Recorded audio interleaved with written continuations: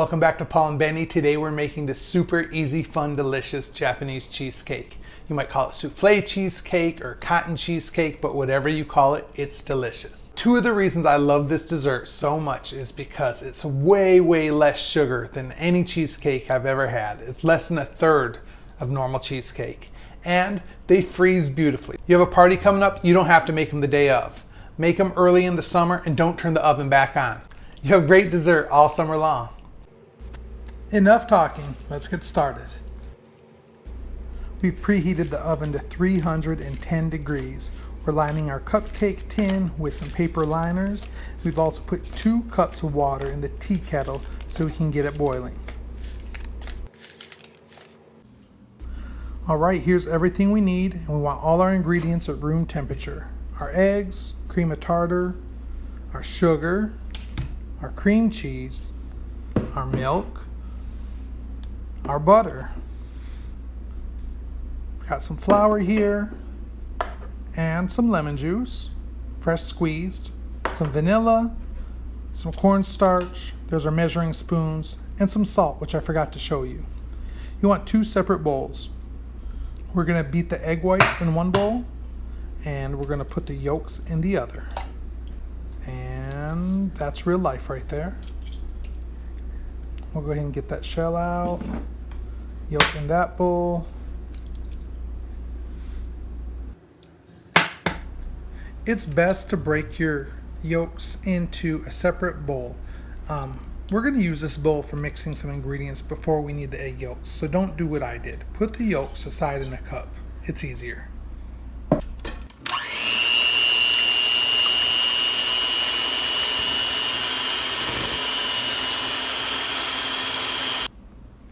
Once the whites are frothy, we add our cream of tartar.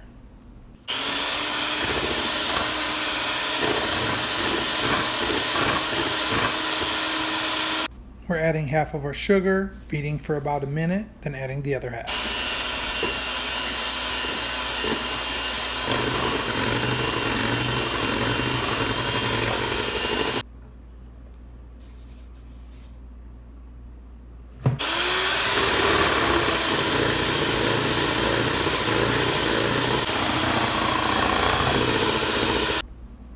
It took about 2 minutes to get the whites to this stage.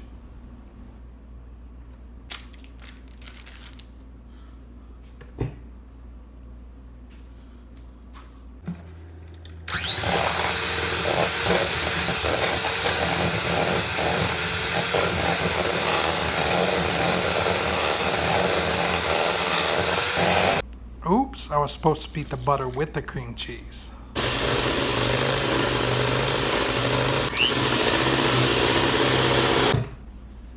Keep in mind the full recipe and all the measurements are below. You'll notice we're scraping the bowl often. We don't want any lumps in this cheesecake.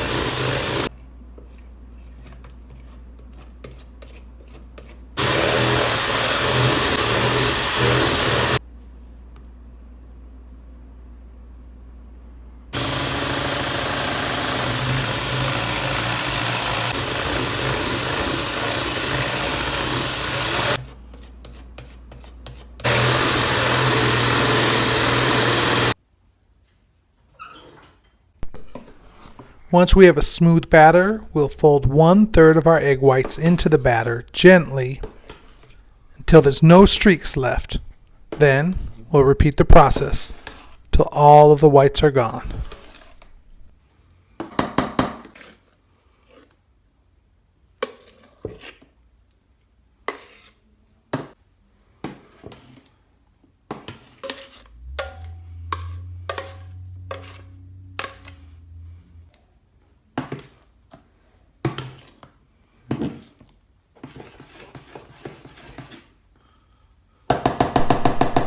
I'm not afraid of raw eggs, so I taste everything before I bake it.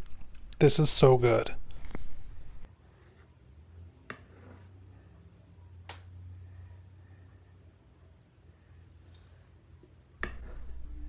I'll divide this as evenly as I can until all of the batter is used up. We'll have 12 nice cakes.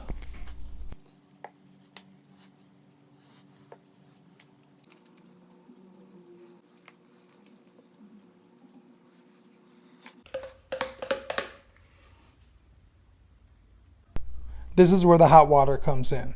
You'll want to do this part once your pan's already in the oven.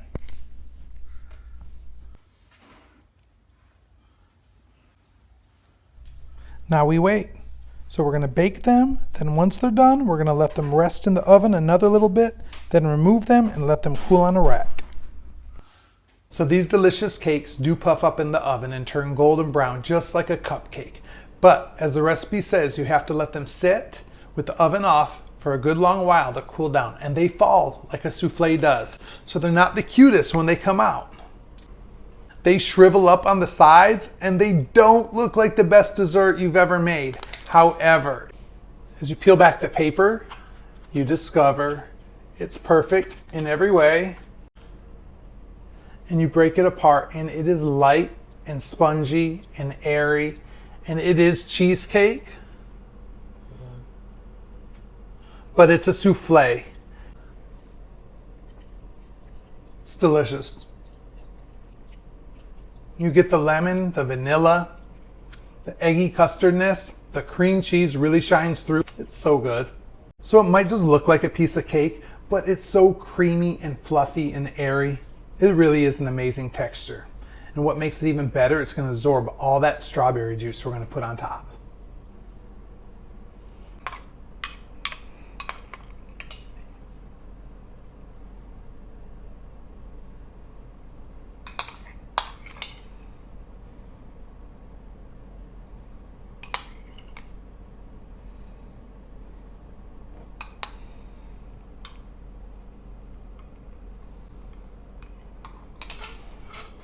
If you want to be fancy, give it a little fanned out strawberry.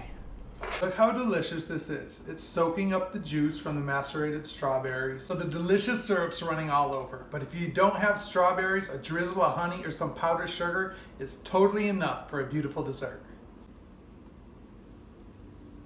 Ooh, you can hear it. I don't know if you can see that texture. How can it be so spongy and creamy at the same time?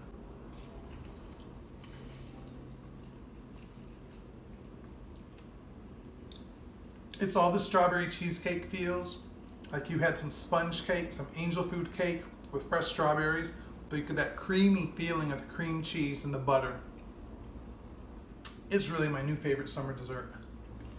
It's just sweet enough because we added just about a tablespoon to our chopped up strawberries, but the cake itself is just a hint sweet, so it's not too much. So I'm sorry Benny had to work. He's missing out today. But I'm going to finish this. If you like this recipe, be sure to hit the like button. You know, you should send this recipe to one of your friends, especially those that love strawberry cheesecake, those people that are cutting way back on sugar this summer. Send it to them. They're going to love it. Thanks for watching Paul and Benny. I'm Paul, and as always, we're grateful for amazing strawberry cotton cheesecake. We're grateful for you watching.